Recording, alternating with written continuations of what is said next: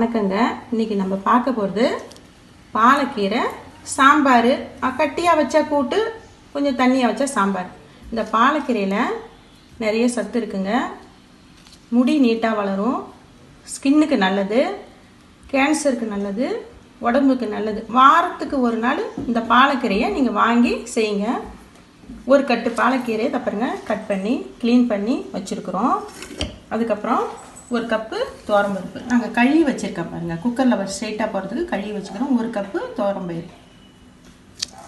இது ஒரு பச்சை மிளகாய் 3, இதுக்கு தேவையானது 3 பச்சை மிளகாய், ஒரு 10 பூண்டு, 10 சின்ன வெங்காயம், ஒரே ஒரு தக்காளி. இந்த சின்ன வெங்காயம் நீங்கள் எல்லா சாப்பாட்லையும் சின்ன வெங்காயம் ரொம்ப சேர்த்துக்குங்க. உங்களால் சின்ன வெங்காயத்தை அரிஞ்சு கட் பண்ண முடியலன்னா பெரிய வெங்காயம் போட்டுக்க. மோஸ்ட்லி நீங்கள் சின்ன வெங்காயம் நிறைய சேர்த்துக்குங்க. ஒரு கப்பு தேங்காய் ஒரு கப்பு. இது கடைசியாக இப்போ என்ன செய்றீங்க, குக்கரில்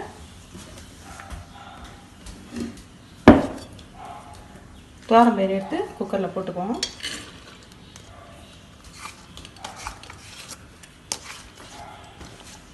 அப்புறமா இந்த தக்காளி, பச்சை மிளகாய், பூண்டு, சின்ன வெங்காயம்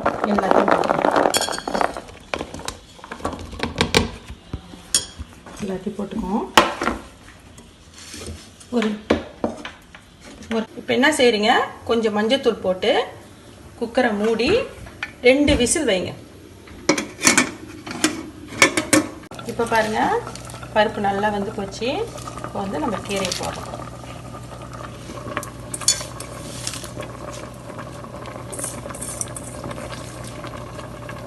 கீரையை போட்டுட்டு அடுத்தது நம்ம தேங்காவையும் போட்டுருவோம். போட்டுட்டு தேவையான அளவுக்கு உப்பு, சுத்தமாக உப்பு எவ்வளோ தேவைப்படுமோ அந்த அளவுக்கு போட்டுக்குவோம். இது நல்லா வேகட்டும். வெந்தற்பாடு இதை நம்ம கொஞ்சம் நல்லா வெந்தற்பாடு நம்ம திருப்பி போடுவோம். இப்போ என்ன பண்ணுறீங்க, நீங்கள் தண்ணி பத்தலைனா கூட கொஞ்சம் ஊற்றிக்கிங்க. உங்களுக்கு எவ்வளோ தேவைப்படுமோ அந்த அளவுக்கு தண்ணி ஊற்றிக்கிங்க. வேகட்டும். இப்போ என்ன செய்றீங்க, இந்த பாருங்க நல்லா வெந்து போச்சு கீரை. நம்ம இறக்கிடுவோம். கீரை மட்டும் ரொம்ப வேக விடக்கூடாது. அந்த பச்சை கலர் எப்படி நம்ம வைக்கிறோமோ அதே பச்சை கலரில் கடைசி வரைக்கும் இருக்கணும். ரொம்ப வேக விடக்கூடாது. குக்கரில் போட்டும் கீரை வேக விடக்கூடாது. ரெண்டாவது, கீரையை போடும்போது மூடி வச்சு வேக வைக்கக்கூடாது. இப்போ வானலில் கொஞ்சம் எண்ணெய் ஊற்றி காஞ்ச மிளகாய் போடணும். ஒரே ஒரு காஞ்ச மிளகாவை இப்படி கிள்ளி போட்டுக்கோங்க. அதுக்கப்புறம் கொஞ்சம் கடுகு, கொஞ்சம் உளுத்தம் பருப்பு. இது பொரிஞ்ச உடனே நிறுத்திட்டு இந்த கீரையை நல்லா ஆற வச்சு கீரையை கடைஞ்சிக்கணும். எப்படி கடையிறீங்கன்னா, ஒன்று சட்டியில் போட்டு மத்து போட்டு கடைஞ்சிக்குங்க.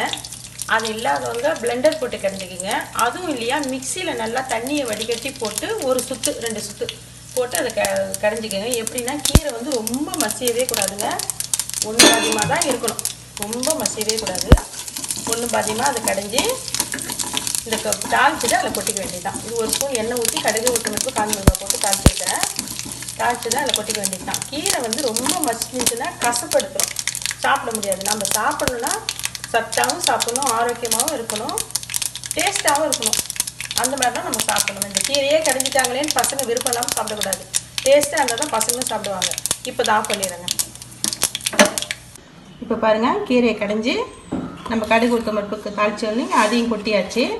இது சாதத்தில் போட்டு சாப்பிடுங்க, செம்ம டேஸ்ட்டாக இருக்கும். குழந்தைங்களுக்கு போட்டு ஊட்டும்போது ஒரு ஸ்பூன் நெய் போட்டு ஊட்டுங்க. நான் அடுத்தடுத்த வீடியோவில் எந்தெந்த கீரையை எப்படி செய்தால் நல்லாயிருக்கும், டேஸ்ட்டாக இருக்குன்றதை நான் சொல்கிறேன். நன்றி, வணக்கம்.